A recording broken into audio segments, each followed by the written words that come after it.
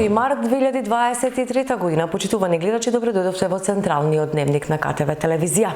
А во него во детали за сите оние актуелности со кои го одбележавме денешниот ден, но за почеток да ги погледнеме на станите на денот. Во Кавадарци вчера беше извршен изборот на најдобар спортист на Кавадарци за 2022 година. Во месец мај годинава до крајот на учебната година, Општина Кавадарци ќе го промовира проектот за бесплатна исхрана на учениците од прво до пето оделение. Лажните дојави за бомби ја минираат државната матура. Министерството за образование и наука ќе превземе мерки. СДСМ во врска со бојкотот на замрзната е цената на левот. Нема да дозволиме профити на грбот на граѓаните.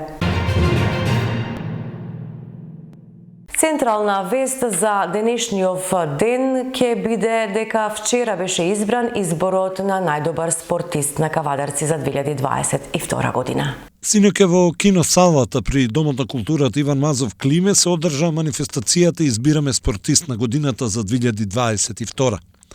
Сојузот на спортови на град Кавадарци претходно ги собра сите предлози од клубовите, односно спортските колективи за поединечни и екипни достигнувања. На синокнешната манифестација беа доделени награди во неколку категории – таленти, јуниори и сениори. Беа доделени и специјални благодарници на Никола Златев, Лиле Миткова, Љубица Бошкова и Анастасија Тодорова за учество на Европското првенство во кошарка жени до 18 години во Софија, Бугарија. Потоа на тиквешките точакџи за извозени 1000 километри со велосипед во рамките на проектот Од срце за Тоше. На Меридијан Атлетик Еко клуб за одржување на рекреативното маратонско трчање. На доктор Бошко Илиев за промоција на спортското рекреативно маратонско пливање и за трајни вредности за 25 години посветени на гимнастиката на Јагода Нацева. Беа доделени неколку плакети и тоа за посебен придонес за поддршка на спортот во Кавадарци на градоначалникот Митко Јанчев. За успех на годината на женската кошаркарска екипа на гимназијата Добри Даскалов за учество на светското првенство во Белград, Србија. На Радко Мицев од градскиот ракометен клуб Тиквеш како најдобар спортски работник. За настан на годината беше прогласен меѓународниот меморијал во мал фудбал во чест на Љупчо Филипов. Плакета за спортска гордост на градот доби градскиот фудбалски клуб Тиквеш, а плакета за спортска поддршка и хуманост доби навивачката група Лозари. Наградата за најдобар спортски новинар ја доби Мики Виденовиќ за 1000 емисии Спортодром, најдобар спортски колектив е Центарот за боречки вештини Будо, најдобар тренер е Александар Ристовски од Центарот за боречки вештини Будо, најдобар млад спортист е Данка Стојкова од карате клубот Сансаи Метал Апостолов, а спортист на годината е членот на Центарот за боречки вештини Будо Дарко Димитриев. Во месец мај годинава до крајот на учебната година, Општина Кавадарци ќе го промовира проектот за бесплатна исхрана на учениците од прво до пето оделение. Месец мај ќе биде пробен период од 1 мај до 14 јуни. Оваа година била 4 дена продолжена учебната година. Ќе биде пробен период за од прво до пето оделение, добиваат децата бесплатен оброк, направен од нутриционисти, направен по одобрение на Министерство за здравство и за образование и прилагоден оброк каде што можат децата да се користат во своите училници на големиот одмор.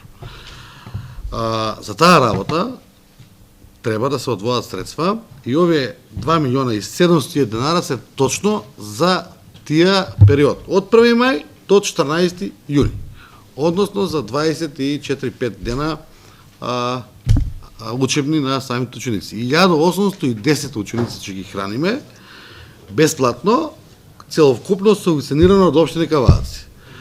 По донесената одлука на Совет ќе се распиши тендер, односно прво ќе имаме техничка комуникација со операторите заради доставата на храната по ХАСАВ стандарди, по сите работи што да ги исполниме и нашите ученици од 1 мај од прво до пето оделение ќе се хранат бесплатно како оброк, однапред одобрен од Министерство за здравство и Министерство за образование по примерот на неколку други школи, али таму е на друг начин со 50% кофинансирање на родителите, кај иначе биде целосно кофинансирано од Општина Кавадарци. По анализа тоа што го кажав и претходниот совет, на овие 24 учебни денови, со наши луѓе од сектор за образование, од директорите кои што ги имаме по нашите основни училишта и по анализа направена дека овој оброк кој што ни е одобрен претходно од нутриционисти и одобрен од Министерство за здравство и образование, биде прифатен од самите ученици, а не биде тема на фрлање, да речеме, не Боже, на самиот оброк, за 23-та и 24-та учебна, тогаш го правиме ребалансот и носиме буџет од 18 милиона денари годишен, од прилика, според испитувањето на пазарот, за тендерирање за цела 23-24 година за 1810 деца за целокупната учебна година. Значи, како што ветив и како што кажав на претходниот совет, дека месец мај до крајот на учебната година ќе биде на така наречен пробен период за исхрана на самите дечиња во училиштето.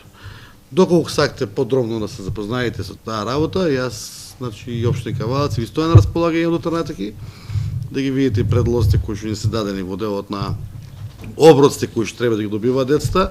Тие се оброци со точно калории, со точно масти, со точно определени грамажи, со точно пакување, со сите стандарди кои што треба да ги поседува било која компанија за да го произведе тој оброк.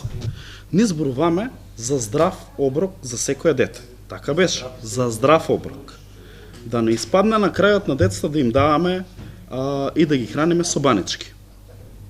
Пошто јас и некои такви информации имам. Да не преодицирам ништо, пошто и износот кој што го спомнувате е драматично понизок у однос на оној кој што беше предвиден и планиран. Да не испадне на крајот само да направиме нешто колку да кажеме дека е направено и да не биде прифанато од страна на самите деца и да се случуваат такви работи со фрлање на храна. Пошто од 50 милиона да се симнеме на 18 милиона, тоа мене ми е малце сомнително. У однос на шо храна би му се давала на децата, пошто зборуваме за здрав оброк. Според критериумите на Министерството за здравство и образование и според условите кои ќе ги дозволува да не ги даеме како оброк на тоа дете, си има своји критериуми и законски регулативи. Ова не е дадено од Министерство, не сум го измислил јас. Сега ще ти кажу. Понеделник, вртен геврек со кравио сирење. Минимално мастич 35% плюс минус 0,5. Состав брашно тип 500, вода, квасец, суво кравио сирење 20 грама. Јогурт минимално со масти 2,8 до 3% во соодветно пакување минимално 200 мл. Колку грама е? Слушај, 350 до 400 калории. Вторник, пециво со лиснато тесто, со полнето со фил, со крем од ванила, состав и така натаму. А ти ќе му даеме на децата се бајле 9 грав да јадат? Да. Среда, бурек со кравио сирење. Четврток, штрудла од кори со фил од јаболка. Петок, лиснато со кравји кашкавал со минимално 40% гатки. Тоа е првата недела. И втората недела, домашна пита со кравио сирење, не е иста, втората недела различно. Лиснато тесто со чоколаден крем, пeciво од листато тесто со кравио сирење, круасан со овошен мармалад и на крајот петок вртен джеврек со кравио сирење. И пак так се повтора. Лажните дојави за бомби ја минираа државната матура. Министерството за образование и наука ќе превзема мерки. Државниот испитен центар ги зема сите други чекори што треба за да се организира успешна државна матура. Знаете дека деловите кои влегуваат во испитите се делови кои во дел од наставната програма се однесуваат само до првото полугодие, но тоа подобро како материја што треба да го полагат учениците, го знае државниот испитен центар. И мислам дека не е решение што имаме пак дојави кај матурантите кај другите. Ние се првото полугодие многу напор дадува сите училишта, сите професори во тоа што се изгуби и во текот на одморот и во текот кога што во деновите имавме дојави за бомби. Значи, онлайн настава во некои училишта, во средношколците, зашто во почетокот не беа таргет основците, беа само средношколците. И во повеќе дојави за бомби имаме во средношколците. Сега почна и во основните училишта, што отвора нов проблем во реалната ситуација. Го повикуваме МВР да си ја работи работата, да ги обезбеди училиштата 24 часа. Пресконференција на ВМРО ДПМН. Наставата е во комплетен прекин. Дојавите за бомби достигнаа бројка од 45 училишта. Родителите на основците револтирани од неспособноста на владата. Секојдневно ги напуштаат своите работни места за да си ги приберат децата и да ги остават сами дома да продолжат со онлайн настава. Онлайн настава нема. Teams отпаднало. Оној Teams кој требаше да го користат децата уште во корона кризата, имало проблеми со лиценцата. Толку од дигитализацијата. Родителите на социјалните мрежи се организираат да протестираат под мотото "Доста експерименти со нашите деца". МВР молчи, Министерството за образование и наука молчи. Почитувани, 4 години во Македонија образованието е во колапс. Штетата е трајна и ненадоместлива. Децата ја плаќаат цената на неспособноста на владата. Овие деца еден ден ќе треба да ја носат на свој грб државата, нашата татковина. Но, очигледно, владната тоа не ја интересира. Таа со денови се реконструира. Го повикувам Министерството за внатрешни работи да си ја работи работата и да ги обезбеди училиштата 24 часа и неспособноста да не ја заткрива со изјавата дека сме во хибридна војна. Го повикувам и Министерството за образование и наука подитно да изнајде начин да се надокнади пропуштеното додека се уште има барем малку време. Всушност, најдобро за сите нас е веднаш да се распишат избори и да се смени власта, затоа што, почитувани, во државата настава нема, ама и леп нема. Замрзната е цената на лебот. СДСМ нема да дозволи профити на грбот на граѓаните. Нема да дозволиме никој да профитира на грбот на граѓаните и да ги осиромашува. СДСМ е тука за граѓаните, го штити стандардот и никој не е оставен сам во време на криза. Одлуката за замрзнување на цената на белиот и полубелиот леб од 450 грама на најмногу 33 денари е оправдана, коректна и во интерес на граѓаните. Имајќи ја предвид помошта од државата во вид на драстично намалена цена на електричната енергија за пекарниците, што досега ја добива, цените на природниот газ, на нафта, пченица и брашно. 33 денари за еден леб е цената која е коректна кон граѓаните, но и која носи профит кај пекарниците. Никој нема да биде оставен сам во оваа сериозна ситуација. Државата, институциите преземаат се за да се спречи профит на поединци на штета на граѓаните. Контролите на надлежните институции продолжуваат и денеска низ сите градови во државата. Нема да дозволиме никој да профитира и да го осиромашува народот. Оваа мерка, почитувани, која е за заштита на стандардот на граѓаните, најде на критика само кај ВМРО ДПМН и Левица. Само ВМРО ДПМН и Левица бараат поскап леб за народот. Никој друг. Наместо да застанат за интересите на граѓаните, ВМРО ДПМН и Левица се ставија зад профитерите. Христијан Мицкоски, почитувани, е во целосно заложништво на Апасиев и покажува дека не му е грижа за граѓаните.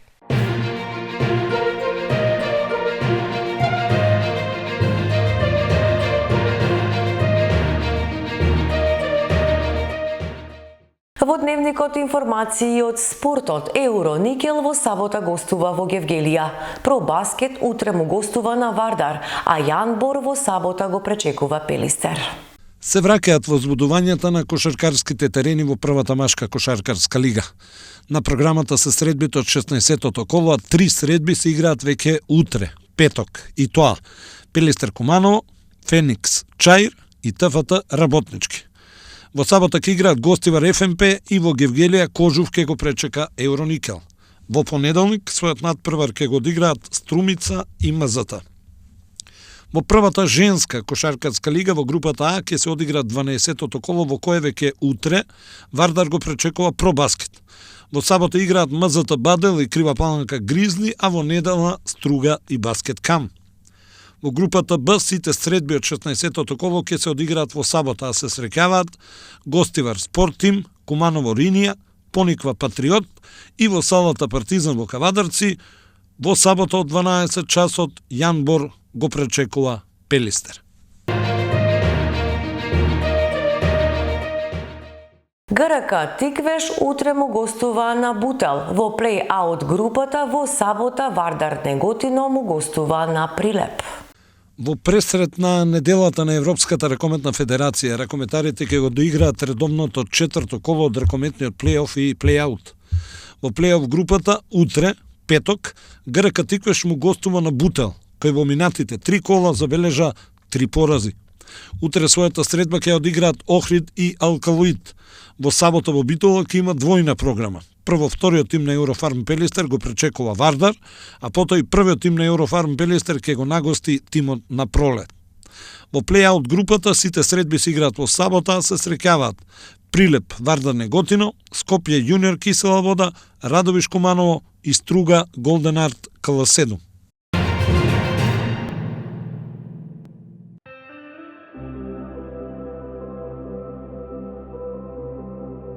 И пред самиот крај на дневникот информации за тоа какво време не очекува. Времето утре и наредните 2 дена претежно облачно со повремени врнежи од дожд, на високите планини од снег.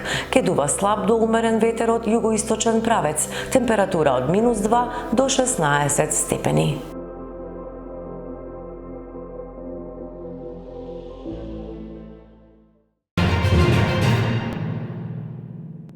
Почитувани гледачи, ова беа настаните со кои го заокруживме овој 2 март 2023 година. Останете и понатаму со програмата која ја подготвивме за вас и имајте убави мигови.